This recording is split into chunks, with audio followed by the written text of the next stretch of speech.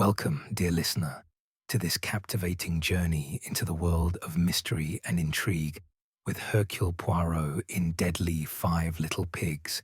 I'm thrilled to have you here as we unravel Agatha Christie's timeless tale of deception, memory, and justice.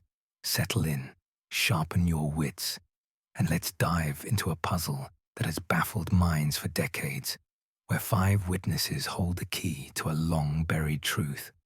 In the sun-drenched gardens of a Devon estate, a famous artist lies poisoned, his final brushstrokes frozen in time. His wife stands accused, but 16 years later, their daughter seeks the impossible. To prove her mother's innocence, enter Hercule Poirot, the master detective with his legendary little grey cells. As he interrogates five suspects, each a little pig, in a twisted nursery rhyme, secrets unravel, alibis crumble, and a shocking twist reveals that evil often hides behind the mask of loyalty. Will justice prevail, or will the past claim one final victim? Stay tuned. The revelation will leave you breathless. Chapter 1. The shadow of the past. The fog clung to the streets of London like a reluctant lover, swirling around the gas lamps that flickered defiantly against the encroaching dusk. It was one of those autumn evenings where the chill seeped into your bones, whispering promises of winter's bite. Hercule Poirot, the renowned Belgian detective, adjusted his immaculate moustache with a gloved finger as he stepped out of his taxicab onto the cobblestones of Mayfair. His polished shoes clicked with precision, echoing the rhythm of his thoughts. Always orderly, always probing, he had received a letter that morning, penned in a hand that trembled with urgency, from a young woman named Carla Lemarchant. It spoke of a ghost from the past, a murder unresolved in the court of human conscience, though the gavel had fallen years ago. Poirot ascended the steps to the grand townhouse, its facade a stoic mask of Georgian elegance, ivy creeping like veins across the stone.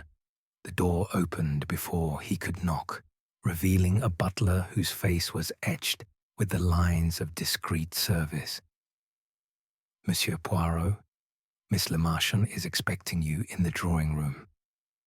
The interior was a sanctuary of warmth, a stark contrast to the misty chill outside.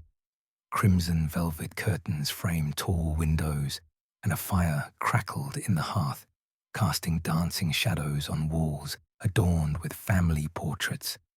Stern ancestors gazing down with judgmental eyes. Carla Lemarchant rose from a high-backed chair as Poirot entered, her figure slender and poised, yet her eyes betrayed a storm of emotions. She was in her early 20s, with raven hair pinned in a modern style that clashed subtly with the room's antique charm. Her dress, a deep emerald silk, whispered as she moved, and her handshake was firm, almost defiant.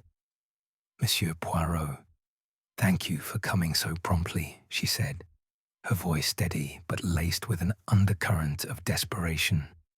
"I've heard of your reputation, your ability to see what others miss, to unravel knots that time has only tightened." Poirot bowed slightly, his eyes twinkling with curiosity. "Mademoiselle, it is my pleasure. The little grey cells, they thrive on such challenges. Pray tell me of this matter that brings shadows to your eyes." They settled into armchairs by the fire, the flames reflecting in Carla's gaze as she began her tale. "It concerns my mother, Caroline Crale. 16 years ago, she was convicted of murdering my father, Amyas Crale, the famous painter. She died in prison a year later, broken and alone. I was only a child then, sent away to relatives in Canada. But now, as I approach my own life, my engagement, my future, doubts plague me. Was she truly guilty? The evidence seemed ironclad. Poison in his beer, her fingerprints on the vial. Yet something feels amiss, like a canvas with a hidden brushstroke. Poirot leaned forward, his fingers steepled. Ah, the past. It is a canvas indeed, often repainted by memory. Tell me more of this tragedy. Who were the players in this drama? Carla's hands clenched in her lap, knuckles whitening. It happened at Alderbury, our estate in Devon. A sun-soaked summer, or so the stories go. My father was working on a portrait of Elsa Greer, a young beauty who had captured his attentions. My mother, jealous perhaps, but strong-willed. There were guests. Philip Blake, my father's closest friend, a stockbroker with a sharp tongue. His brother Meredith, a quiet chemist dabbling in herbs and potions. Angela Warren, my mother's half-sister, a wild teenager scarred from a childhood accident, and the governess, Miss Williams, ever the voice of reason. As Carla spoke, Poirot's mind painted the scene. The sprawling manor overlooking cliffs, where the sea crashed like applause, gardens bursting with roses that hid thorns of deceit. He could almost smell the salt air mingled with the acrid tang of oil paints from Amyas's studio. I need you to investigate, Carla continued, her voice rising with passion. Speak to them, the 5 witnesses, the 5 little pigs, as my mother once called them in a nursery rhyme. She twisted for the occasion. Each had a motive, a grudge. Philip resented my father's success. Meredith argued over some herbal concoction. Angela and my mother had an explosive row. Elsa was the rival, and Miss Williams saw too much. Prove my mother's innocence, or at least give me peace. Poirot nodded thoughtfully. Mademoiselle, the truth. It is like a diamond, multifaceted, often buried. I will accept this case, but understand, the past resists disturbance, memories fade, lies harden. Their conversation was interrupted by the butler's soft knock, announcing tea. As silver trays arrived laden with scones and delicate china, Poirot used the moment to observe Carla more closely. Her poise cracked slightly as she poured, a tremor in her hand betraying the weight she carried. "Why now?" he asked gently. "What has stirred this sleeping giant?" Carla set down the teapot with a clink. A letter from Angela, cryptic and unsettling. She hinted at secrets, at something overlooked, and my fiancé, John. He urges me to confront it, lest it poison our future as it did my parents. The detective sipped his tea, the warmth spreading through him like clarity. Very well. I shall begin with the governess, Miss Cecilia Williams. She resides in London now. Her perspective, unclouded by passion, may provide the first thread. Carla's eyes widened. How did you know her full name? I didn't mention it. Poirot smiled enigmatically. Ah, mademoiselle, the newspapers of old, they remember what people forget. I glanced at the archives before coming. Preparation is the detective's ally. As the afternoon waned, Poirot took his leave, promising swift action. The fog had thickened outside, wrapping the city in mystery. He hailed another cab, directing it to a modest address in Kensington, where Miss Williams lived in retirement. The journey allowed his thoughts to whirl. 5 suspects, each a little pig in Caroline's rhyme. This one went to market. That one stayed home. What feast of truth awaited? Miss Williams' home was a contrast to the opulence of Mayfair, a cosy flat above a bookshop, filled with the scent of lavender and old leather bindings. She greeted him at the door, a woman in her 60s with steel-grey hair pulled into a neat bun, her eyes sharp behind spectacles. "Monsieur Poirot, I've been expecting someone like you eventually. The past has a way of circling back." They sat in a parlor cluttered with mementos, faded photographs, a worn copy of nursery rhymes on the shelf. Poirot wasted no time. Mademoiselle Williams, tell me of that summer at Alderbury. Spare no detail. The little grey cells hunger for precision. She adjusted her glasses, her voice measured and precise, like a schoolmistress reciting lessons. It was 1909, a sweltering August. Amyas Crale was at the height of his powers, painting Elsa Greer on the Battery, a cliffside folly with views of the sea. Caroline was gracious, but tension simmered. I was governess to young Carla and tutor to Angela, who at 15 was a handful, brilliant but rebellious, her face marked by a scar from when Caroline, in a fit years earlier, threw a paperweight that struck her. Poirot interjected. This incident, it bred resentment. Miss Williams nodded. Deeply. Angela adored Amyas, saw him as a father figure. That day, arguments flared. Amyas complained of headaches. Caroline brought him beer laced, they said, with connine from Meredith's lab. But I saw something odd. Elsa lingering by the drinks tray, her smile too knowing. As she spoke, Poirot noted her hands, steady, unadorned, betraying no nervousness. And your own movements, he probed. I was in the garden, overseeing Angela's lessons. She stormed off after a spat with Caroline. Later, when Amyas collapsed, frothing, it was chaos. Caroline confessed to touching the vial, but insisted it was to hide it from him. He'd threatened suicide in jest before. The detective's eyes narrowed. A confession twisted by love, perhaps. Did you notice any discrepancies in the alibis? Miss Williams paused, her gaze drifting to a window where rain now pattered against the pane. Philip Blake arrived late, claiming a train delay, but his shoes were muddied as if from a walk. Meredith was in his lab, brewing teas. Elsa wept dramatically. Angela.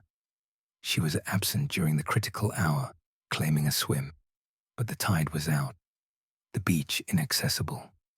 Poirot leaned back, absorbing the details like a sponge. Mademoiselle, you paint a picture of discord. Yet, in your testimony, you supported the prosecution. Her lips thinned. Duty demanded truth. Caroline had motive, jealousy. But now, with years' reflection, I wonder if motive alone suffices.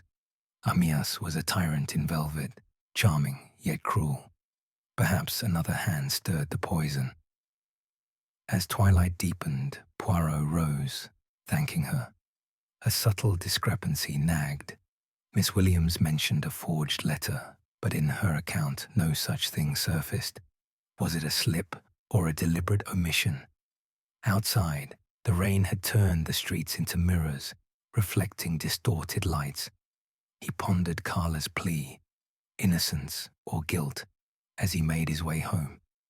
That night, in his impeccably ordered apartment, Poirot reviewed notes by lamplight. The 5 little pigs. The governess's tale absolved her, her observations too detached for complicity. Yet, it opened doors to the others. The shadow of the past lengthened, but Poirot's resolve sharpened. Tomorrow, the mistress, Elsa Greer, now Lady Dittisham, a society lioness with claws retracted but ready. The clock struck midnight, and London slept, unaware of the detective weaving threads of justice from forgotten yarns. The case had begun, a symphony of secrets poised to crescendo. Chapter 2. Whispers among the easels. The morning sun pierced the haze over the Thames, gilding the river in molten gold as Hercule Poirot's cab rattled toward Chelsea. The air carried the faint tang of coal smoke and wet earth, a symphony of urban awakening. Poirot, impeccably attired in a dove-grey suit with a pearl tie-pin glinting like a watchful eye, reviewed his notes from the previous evening. Miss Williams' account had been a foundation stone, solid, unyielding, but cracks had appeared in the mortar of memory. Now he sought the tempestuous heart of the tale. Elsa Greer, the artist's muse, turned widow of a shipping magnate, her life a canvas of reinvention. The cab halted before a sleek Art Deco mansion, its facade a bold statement of chrome and glass, rising defiantly amid the Victorian relics of the neighborhood. A maid with starched apron and curious glance ushered him into a foyer where abstract sculptures twisted like frozen flames. "Lady Dittisham will see you in the solarium," she murmured, her footsteps silent on marble floors veined with obsidian. Elsa Greer, now Lady Dittisham, lounged on a chaise longue, bathed in sunlight streaming through floor-to-ceiling windows. She was a vision of calculated allure, platinum hair cascading in waves, a scarlet kimono draped over her lithe form like spilled wine, and eyes the color of storm-tossed seas, sharp and unyielding. At 41, time had etched fine lines around her mouth, but they spoke of laughter and conquests rather than defeat. She set aside a crystal ashtray, a thin trail of smoke curling from her cigarette, and regarded Poirot with a mix of amusement and wariness. "Monsieur Poirot, the great detective himself," she drawled, her voice a velvet purr laced with the remnants of a working-class accent polished to a sheen. "I've read about your exploits. To what do I owe this intrusion into my morning repose?" Poirot bowed with flourish, his moustache quivering slightly. "Madame, it is no intrusion but a quest for illumination. I come on behalf of Carla Lemarchant, seeking clarity on the events at Alderbury 16 years past. Your perspective as the intimate of Amyas Crale is invaluable." Elsa's laughter rang out, sharp as shattered glass. "Intimate? How quaintly Victorian. I was his lover, his inspiration, the flame that ignited his genius. And Caroline, the smothering vine choking his creativity. Sit, detective. I'll paint you the picture, stroke by stroke." They settled amid potted palms that rustled like conspirators in the breeze from an open pane. Elsa lit another cigarette, exhaling a plume that danced in the sunbeams. Amyas was a god among men, tall, bronzed, with hands that could coax life from pigment and canvas. That summer, he was obsessed with capturing my essence on the Battery, that folly perched on the cliffs where the wind howled like a jealous banshee. We'd steal moments there, away from the house's prying eyes, our bodies entangled as fiercely as our ambitions. Poirot's gaze remained steady, his notebook open on his knee. "And Madame Crale, her role in this tableau?" Elsa leaned forward, her eyes narrowing. Caroline was a relic, clinging to a marriage long decayed. She doted on him publicly, but privately, venomous barbs about his flings. That day, she brought him his beer, insisted on it, even as he grumbled about the heat sapping his strength. I watched from the shadows of the folly, saw her hand linger on the glass. Later, when he convulsed, paintbrush clattering to the stone, she stood there, serene as a statue, while the rest of us panicked. The detective's pencil scratched softly. "You imply intent." Yet the trial hinged on opportunity, the conine from Meredith Blake's laboratory. "Ah, the poison," Elsa mused, her fingers tracing patterns on the armrest. "Meredith, that bookish hermit, always brewing his elixirs. He showed us the vial once, boasting of its potency derived from hemlock. Caroline knew of it. She'd visited his lab days before, under pretense of borrowing herbs for tea. But me, I was with Amyas all morning, my hand stained with ochre, not death." Poirot tilted his head. "And the others. Philip Blake arrived that afternoon, did he not?" Elsa's lips curved in a sly smile. Philip, the eternal sidekick, green with envy over Amyas's talent. He stormed in, face like thunder, ranting about some investment gone sour that Amyas had mocked. They argued by the terrace, voices carrying on the wind. Philip left in a huff, but not before eyeing the drinks tray with peculiar interest.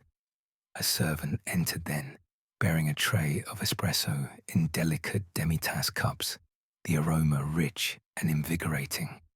Elsa sipped hers black, her gaze distant as if revisiting the cliffs. Angela was the wild card, scarred, seething with adolescent fury. She'd quarreled with Caroline that morning over some triviality, a broken compact mirror or some such. The girl vanished for hours, only to reappear disheveled, claiming a cliffside ramble. But I saw burrs on her skirt. From Meredith's herb garden, perhaps. Poirot savoured his coffee, the bitterness mirroring the undercurrents in her words. Mademoiselle Williams mentioned a forged letter. Does this resonate? Elsa's composure flickered, a brief shadow crossing her features. A letter. Ah, yes, the one Amyas received that morning, purportedly from a rival artist challenging his style. It riled him, made him drink more than usual. But forged, by whom? Caroline to unsettle him, or Philip nursing grudges?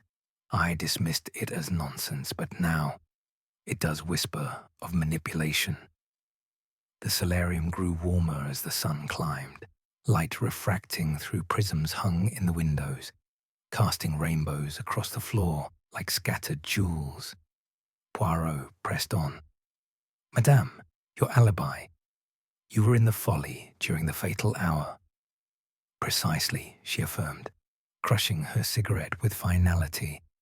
Amyas sent me away briefly to fetch fresh turpentine from the studio. I returned to find him sipping that damn beer, complaining of a metallic taste. Minutes later, agony seized him, muscles locking, breath ragged. I screamed for help. The others came running. Caroline knelt by him, whispering apologies that sounded like confessions. Poirot's eyes gleamed. Apologies for what, one wonders? Love turned to hate, or regret for a mistake. Elsa rose, pacing to the window where the Thames sparkled below. Amyas loved me, you know. He planned to leave her, to start anew with me in Paris. Caroline knew, overheard us one night under the stars. That knowledge was her weapon, sharper than any blade. The detective closed his notebook with a snap. Yet, in the end, she paid the price.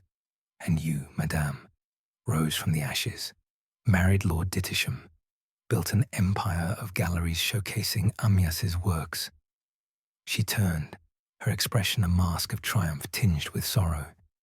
Life demands adaptation, but if you're seeking guilt, look to the quiet ones, the Blakes, with their secrets buried in ledgers and labs, or Angela, whose scar ran deeper than skin. Poirot stood, adjusting his hat. Merci, madame. Your canvas is vivid, but shadows linger. One more question. Did you ever suspect Elsa Greer of being more than muse, perhaps accomplice? Her laughter returned, but hollow now. Suspect myself. How droll. I was the victim, robbed of my love. Go, detective. Unearth your truths, but beware. The past bites back. Outside, the Chelsea streets buzzed with vendors hawking flowers and newspapers, the cry of "extra" scandal in the Commons, piercing the air. Poirot hailed a cab, his mind a whirlwind. Elsa's tale wove seduction and suspicion, exonerating her with alibis as polished as her facade. Yet the forged letter, mentioned by Miss Williams, echoed here, hinted at a deeper forgery, perhaps of emotions or intents. Philip Blake next, the pragmatic friend whose logic might crack under scrutiny.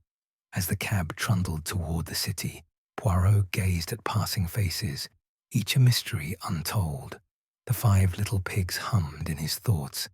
This one had roast beef, that one had none. Elsa's portion had been lavish, but was it tainted? The symphony swelled, notes of deceit harmonizing with desire. Evening found Poirot in his apartment, the gas lamps hissing softly as he transcribed the interview. A telegram arrived from Carla. "Progress," he replied succinctly. "Threads emerge. Patience." The night deepened, stars winking like clues in the velvet sky. Tomorrow, the garden paths of Alderbury awaited in memory via Philip's recounting. The enigma pulsed, alive and insistent. Chapter 3 echoes from the garden path. The Devon countryside unfurled like a verdant tapestry under the midday sun, hedgerows blurring into emerald streaks as the train hurtled southward. Hercule Poirot, nestled in a first-class compartment, watched the landscape shift from urban sprawl to rolling hills dotted with sheep like scattered cotton. His mind, however, was far from pastoral idylls. It churned with the dissonant melodies from his prior encounters.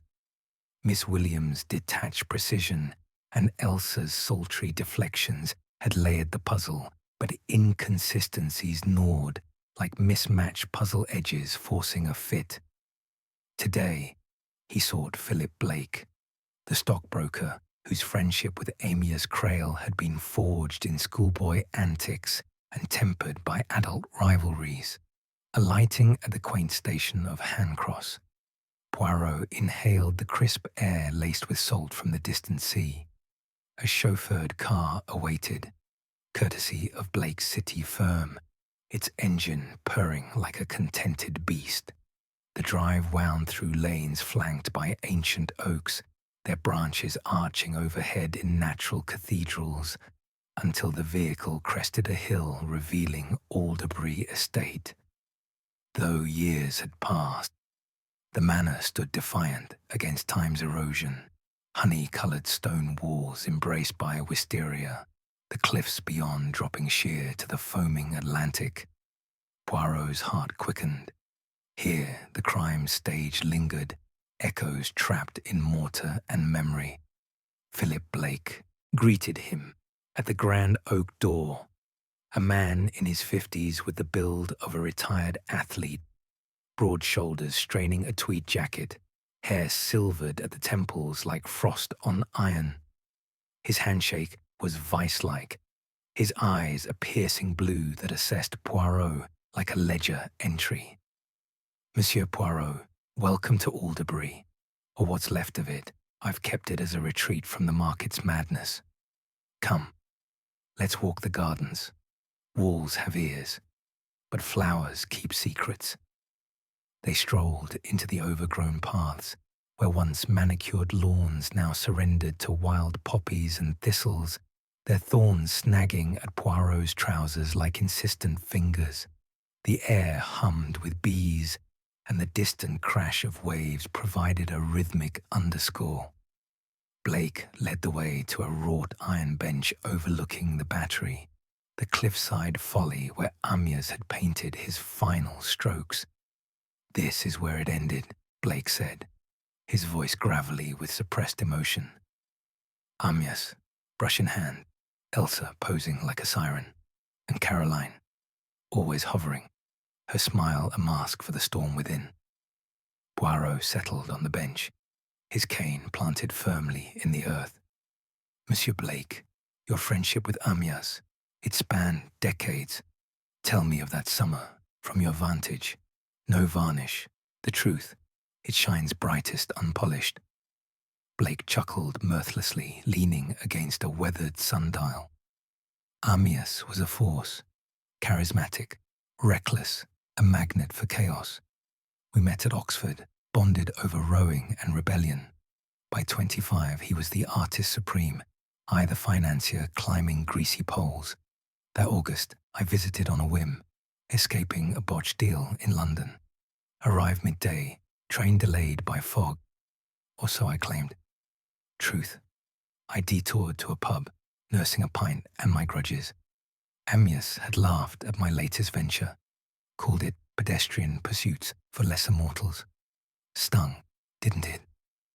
As Blake spoke, Poirot's gaze roamed the garden, a labyrinth of boxwood hedges, now ragged, concealing alcoves where secrets might have bloomed. And upon arrival, he prompted, sweat-drenched from the walk. Yes, I hiked the last mile, shoes caked in mud from a shortcut through the woods. Found the house buzzing, Meredith in his lab, concocting God knows what, Angela sulking after some spat, her scar flushed angry red, Miss Williams corralling young Carla. Amyas was at the battery bellowing for beer, Caroline obliged, her hand steady as she poured. I joined them, banter flowing like the drink, but undercurrents swirled, Elsa flirting shamelessly, Caroline's eyes daggers. The detective's fingers drummed on his cane. The poison, Conin, from your brother's stores. Blake nodded, his face hardening. Meredith, the eccentric sibling, always experimenting with plants, distilling essences in that shed yonder. He pointed to an ivy-cloaked outbuilding, its windows like watchful eyes. He'd lectured us on hemlock's dangers the night before, vial on display like a trophy. Anyone could have swiped it. Elsa during a casual visit, Angela in her rebellious phase, even Caroline under guise of curiosity. A gust of wind carried the scent of brine and blooming jasmine, stirring leaves into a whispering chorus. Poirot seized the moment. Your argument with Amyas, Elsa mentioned it. Details, if you please. Blake's jaw tightened. On the terrace, yes. He mocked my life. Philip buried in tickers and telegrams while I capture souls on canvas. I snapped back, accused him of squandering talent on floozies. Voices rose. He shoved me, laughing it off as brotherly roughhousing. I stormed away, circling the garden to cool off. Past the drinks tray unattended. Opportunity, eh? But I didn't touch it. Returned to find Amyas sipping, complaining of bitterness. Then the seizure, body arching like a bowstring, foam flecking his lips. Chaos erupted, screams, futile aid. Caroline cradled him, murmuring, forgive me, damning words. Poirot's eyes sharpened. Forgive her for what? Jealousy, or something unspoken? Jealousy was her shadow, Blake replied, pacing now, his boots crunching gravel. Amyas confided in me. He planned to bolt with Elsa, leave Caroline penniless. She'd overheard, confronted him days prior in this very garden. I witnessed the tail end. Her slapping him grabbing her wrist, laughing cruelly. Your yesterday's sketch, darling. Brutal. The sun dipped behind a cloud, casting the path in fleeting shadow, mirroring the darkening tone. And Angela, Poirot inquired. Her absence during the crisis? Blake halted, turning sharply. The girl was a whirlwind, scar from Caroline's outburst years ago, a constant reminder. That day, she vanished after lunch, claiming a cliff descent for shells. But the path was treacherous, tied in. I spotted her later, emerging from the woods, hands dirtied, expression furtive. Said she'd been sketching birds, but her pad was blank. Suspicious, no. Poirot absorbed this, his mind mapping connections like garden paths converging. Monsieur, the forged letter, Amyas received one that morning. Your thoughts? Blake's brow furrowed. A challenge from a rival painter, inflammatory tripe. Amyas raged, drank more, forged, possibly by Elsa to stoke his ego, or Meredith to distract from his own quarrels. He'd feuded with Amyas over a loaned book on toxins, never returned. Me, I was in London. Postmark proved it. A distant bell tolled from the village church, marking the hour, as if underscoring time's inexorable march. Poirot rose, brushing pollen from his lapel. Your alibi holds then. Train delay, pub detour, muddied arrival. Yet resentment simmers in your words. Did friendship blind you to his flaws, or fuel hidden animus? Blake met his gaze unflinchingly. Amyas was my brother in all but blood. His death gutted me, but truth, he was a selfish bastard, chewing people up for art's sake. If Caroline didn't do it, perhaps justice wore another's face. Angela with her grudge, Elsa greedy for inheritance, Meredith envious of charisma. They retraced their steps, the garden's echoes fading as the manor loomed. Inside, over sherry in a book-lined study, Blake shared a final nugget, a misplaced cufflink found near the battery post-murder, engraved with Meredith's initials, overlooked by police, perhaps irrelevant, but it placed him closer than admitted. Poirot departed as dusk painted the sky in bruised purples, the car whisking him back to the station. The train's rhythmic clatter lulled him into reflection. Philip's narrative absolved him through timelines and tempers, yet unveiled fresh fissures. Angela's dubious wanderings, Meredith's proximity, the cufflink, a gleaming clue. The 5 little pigs progressed. This one had none, starving for resolution. Night enveloped London upon his return, gaslights flickering like hesitant truths. In his apartment, Poirot penned notes by candlelight, the wax dripping like sealed secrets. Carla's telegram awaited. Any light? He wired back. Shadows part, more tomorrow. The symphony built, crescendos of suspicion nearing. Meredith Blake beckoned, his study a cauldron of chemical enigmas. Chapter 4, Secrets in the Study. The mist-shrouded dawn broke over the English countryside as Hercule Poirot's train chugged into the sleepy hamlet of Lydd Manor, a stone's throw from Alderbury's shadowed cliffs. The air was thick with the earthy perfume of damp soil and wood smoke from cottage chimneys, a far cry from London's frenetic pulse. Poirot, wrapped in a woolen overcoat against the crisp bite, stepped onto the platform where a lone porter nodded in recognition. His destination, the secluded cottage of Meredith Blake, Philip's reclusive brother, a man more at home among vials and volumes than the clamour of society. The detective's little grey cells buzzed with anticipation. Philip's parting revelations, the misplaced cufflink, the herbal disputes, had ignited fresh sparks in the embers of the case. A brisk walk along a winding lane lined with hawthorn bushes, their berries glistening like blood drops in the morning light, led Poirot to Meredith's abode. It was a quaint, thatched-roof dwelling, half hidden by a riot of untamed vines and overgrown hollyhocks, as if nature itself conspired to shield its occupant from the world. Smoke curled lazily from the chimney, and the faint clink of glassware echoed from within. Poirot rapped on the door with his cane, the sound sharp and insistent. The door creaked open to reveal Meredith Blake, a lanky figure in a threadbare cardigan stained with mysterious splotches, perhaps ink, perhaps potions. His face was gaunt, framed by unruly salt and pepper hair, and spectacles perched precariously on a beak-like nose. Eyes the colour of faded ink blinked in surprise, then warmed with scholarly curiosity. Monsieur Poirot, my brother mentioned you might call. Enter, please. Mind the threshold. It's uneven, like so many truths. The interior was a labyrinth of intellect.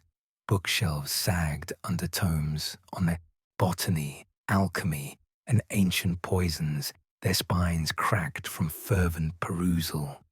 Beakers bubbled on a workbench cluttered with dried herbs, mortars, and pestles, the air heavy with the acrid tang of simmering concoctions. Meredith gestured to a pair of armchairs by a crackling fire where a kettle whistled merrily. Tea, infused with my own blend, chamomile and valerian, soothing for the nerves. Poirot accepted, settling into the chair with a nod. Monsieur Blake, your hospitality is most welcome, but it is clarity I seek, not calm. The events at Alderbury 16 years ago, your perspective as the keeper of the fatal conine is crucial. Meredith poured the tea with deliberate care, steam rising like spectral veils. His hands, veined and steady, betrayed a lifetime of precise measurements. Ah, the conine, derived from hemlock, Socrates' bane. I kept it in my laboratory shed, a curiosity from my experiments in natural toxins.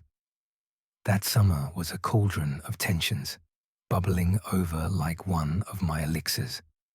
Amyas, ever the vibrant soul, had invited me for respite, but respite turned to rupture.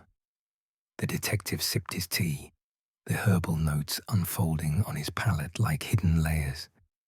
Describe the rupture, if you will, from the beginning of that fateful day. Meredith leaned back, his gaze drifting to the flames as if divining memories from their dance. Dawn broke with promise, birds trilling, the sea a sapphire expanse. I was in my shed early, cataloguing specimens, foxglove for heart ailments, nightshade for its paradoxes. Amyas sauntered in, borrowing a book on Renaissance pigments, never returned it, the scoundrel. We bantered. He teased my witch's bruise. I ribbed his artistic excesses. Elsa hovered nearby, her laughter like tinkling glass, but her eyes, covetous, scanning my shelves. Poirot's moustache twitched. Covetous? Of what? The vial, perhaps, Meredith mused, adjusting his spectacles. I demonstrated the conine the previous evening, a parlour trick for the guests. Its odourless lethality, a drop sufficient to fell a man. Philip scoffed. Angela fidgeted with morbid fascination. Miss Williams noted it primly in her journal. Caroline alone seemed uneasy, her face paling as if foreseeing doom. The fire popped, sending sparks aloft like fleeting ideas. Poirot pressed on. And the morning progressed. I retreated to my work, distilling essences. Heard raised voices from the house. Angela and Caroline clashing over some heirloom necklace, the girl accusing her sister of favoritism. Angela stormed out, brushing past my shed with tear-streaked cheeks. I offered solace, a handkerchief, but she waved me off, vanishing toward the cliffs. Later, Philip arrived, muddied and muttering, slamming into the house like a thunderclap. Meredith rose, pacing to his workbench where a journal lay open, its pages yellowed with age. He flipped through it, fingers tracing faded ink. Here, my entry for that day. Midday, prepared tonic for Amyas's headache, delivered to the battery. Yes, he complained of throbbing temples from the sun's glare. I mixed a harmless draught, peppermint and willow bark, and sent it via Miss Williams. But the beer, that was Caroline's domain. Poirot's eyes gleamed. The journal, may I see? Philip mentioned a tampered entry. Meredith handed it over with a wry smile. Tampered, preposterous. See for yourself. Timestamps, notes unaltered. But wait, this page, a smudge here, as if erased. Odd. I don't recall. The detective examined the page closely, noting a faint indentation beneath the ink, a word, perhaps vile, overwritten with tonic. A discrepancy, no? As if memory or hand faltered. Meredith's brow furrowed, genuine puzzlement etching his features. Perhaps in haste. That afternoon, chaos reigned.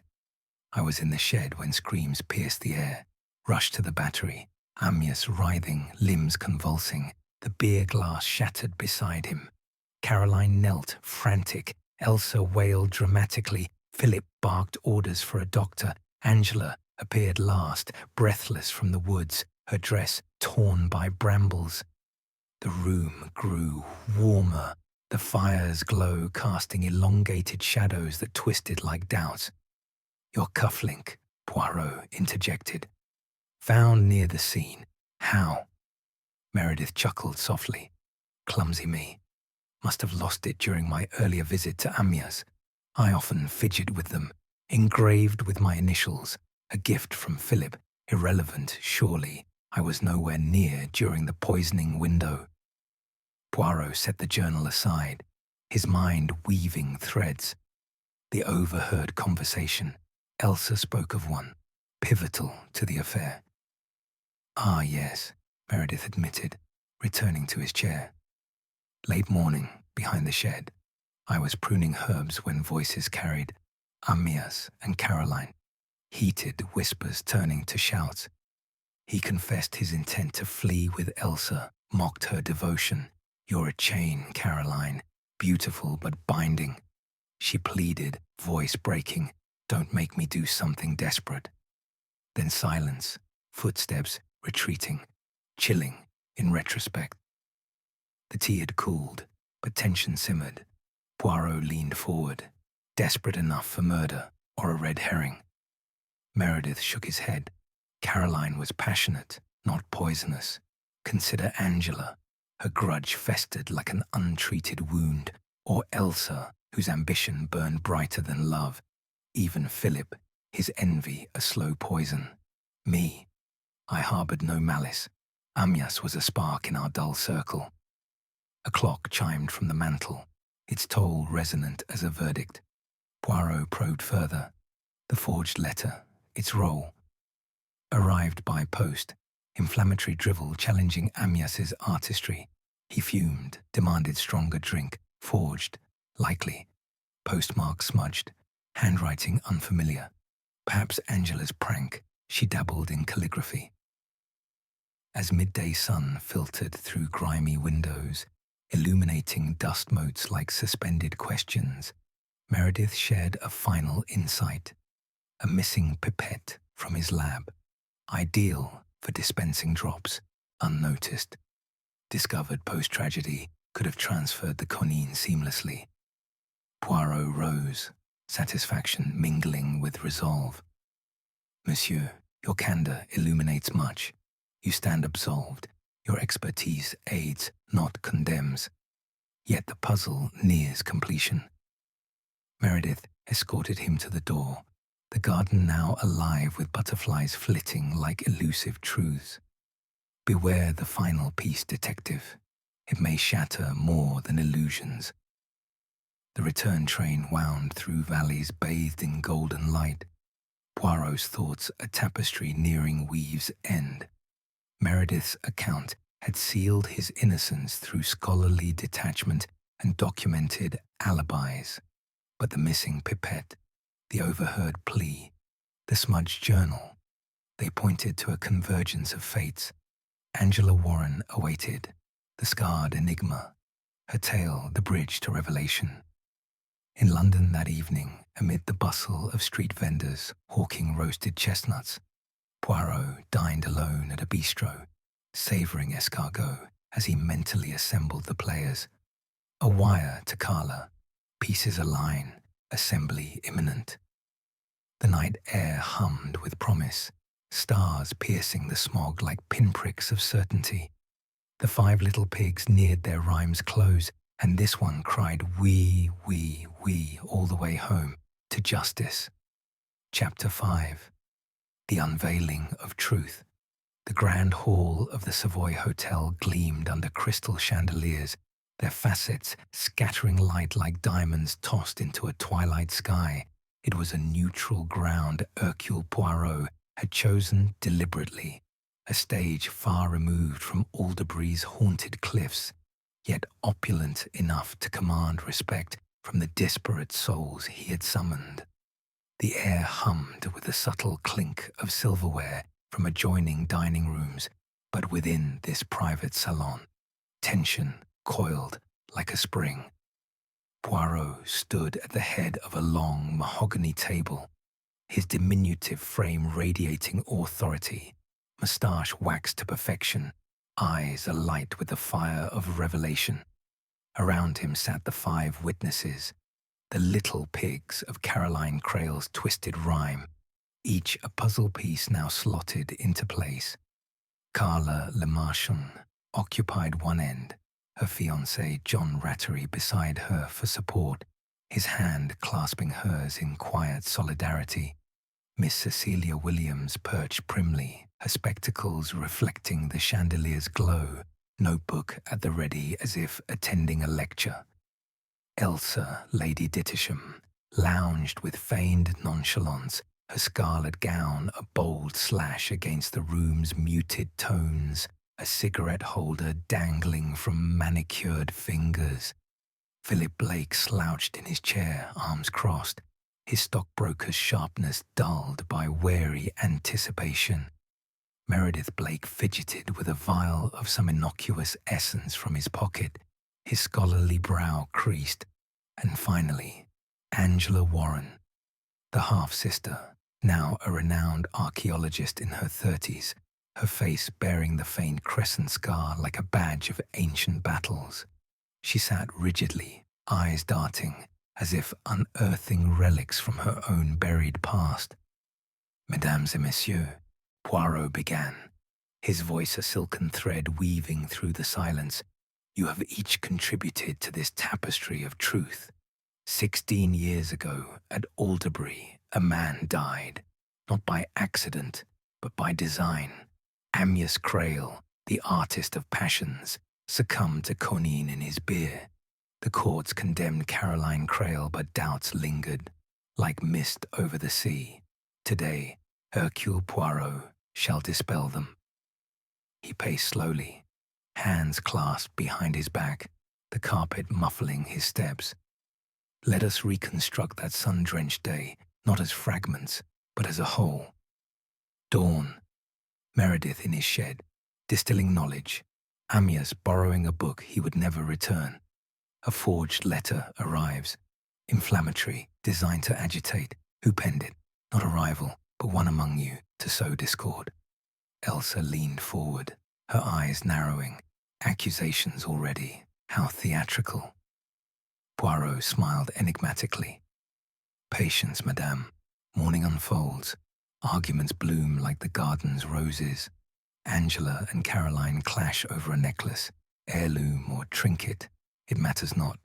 It ignites old wounds. Angela storms away, her path veering toward the shed. Philip arrives, muddied from his detour, tempers flaring on the terrace with Amyas. Elsa poses in the folly, her presence a catalyst. Miss Williams oversees the child Carla, her eyes missing nothing and everything. Philip snorted. Get to it, man. We've danced this waltz before. Ah, but the steps lead to a new finale, Poirot countered, halting before Angela. Midday, Amyas complains of headaches. Meredith prepares a tonic, harmless, delivered by Miss Williams. But the beer, the beer.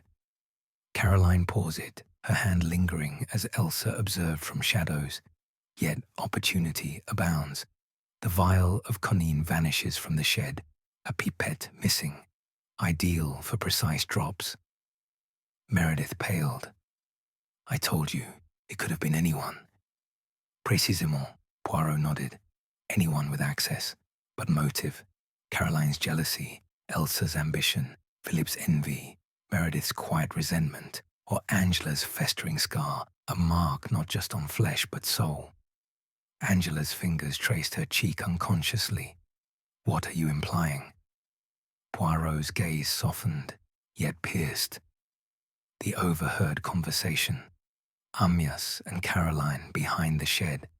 He declares his intent to leave with Elsa, cruel words cutting deep. You're a chain, he says. Caroline pleads, don't make me desperate. But who truly overheard? Meredith, yes. But Angela, lurking nearby after her quarrel, absorbing every barb. The room stirred, murmurs rippling like wind through leaves. Carla's eyes widened, fixed on her aunt. Angela, but why? Let us advance, Poirot continued, his voice rising in cadence. Afternoon, Amyas at the battery, painting furiously, the forged letter fueling his ire. He demands stronger drink. The beer arrives, tainted not by Caroline, but earlier, in a moment of unchecked impulse. Angela, scarred by Caroline's long-ago outburst, the paperweight that marred her face, had idolized Amyas as protector. But that day, she sees him as tormentor, shredding her sister's spirit. In a flash of youthful fury, she slips into the shed, pilfers the quinine with the pipette, and drips it into the beer jug before Caroline pours. Angela shot up, chair scraping harshly. Lies! I was on the cliffs collecting shells. Poirot raised a hand. Ah, but the tide was in, the path impassable. As Philip noted, your bramble-torn dress, not from cliffs but woods near the shed. And the blank sketch pad. You claimed drawing birds, yet no marks. A cover for your deed. Elsa laughed bitterly. The girl? Preposterous. Caroline confessed. Confessed? Poirot whirled. No, protected. When Amyas convulsed, Caroline knelt, whispering, "Forgive me. Not for murder, but for the scar. The old guilt that Angela wielded like a weapon."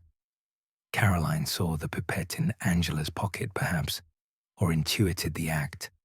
To shield her sister, the child she had already wounded, she took the blame, hiding evidence, enduring trial and prison. Meredith gasped. The smudged journal entry, my tonic overwritten. Caroline tampered with it to obscure the timeline.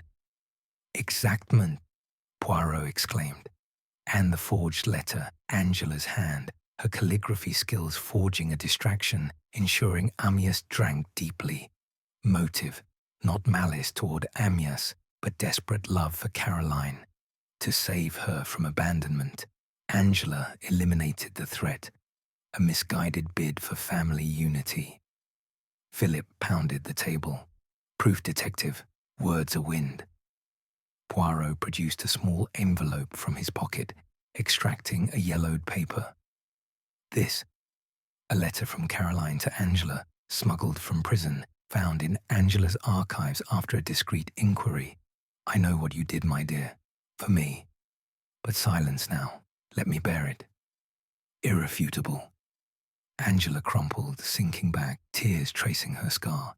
It was an impulse. He was destroying her, laughing at her pain. I thought, one drop, a lesson. He'd sicken, rethink. But the dose, too much. Caroline realized, covered for me. I was just 15, terrified. The salon fell silent, save for the distant hum of London traffic. Carla rose, crossing to Angela, embracing her. Aunt, why carry this alone? Fear, Angela whispered. And shame, Caroline insisted. Live free for both of us. Poirot bowed his head. Justice, it is served not always in courts, but in truth's light. Caroline's innocence proclaimed, Angela's act a tragic error of youth. The law may ponder statutes of limitation, but here redemption begins. Elsa stubbed out her cigarette. So the little pig who cried wee wee wee was her. Philip shook his head. Meredith murmured condolences. Miss Williams closed her notebook with a snap. As the group dispersed, whispers of relief and regret mingling, Poirot approached Carla. Mademoiselle, your mother's spirit rests. Go forth, unshadowed. Outside, the Thames glittered under street lamps, boats slicing through inky waters. Poirot strolled along the embankment, the case a closed volume in his mind's library. No loose threads, only the satisfaction of order restored. London pulsed around him, alive with new mysteries. But for tonight, the detective savored the quiet triumph, his steps light as he vanished into the fog,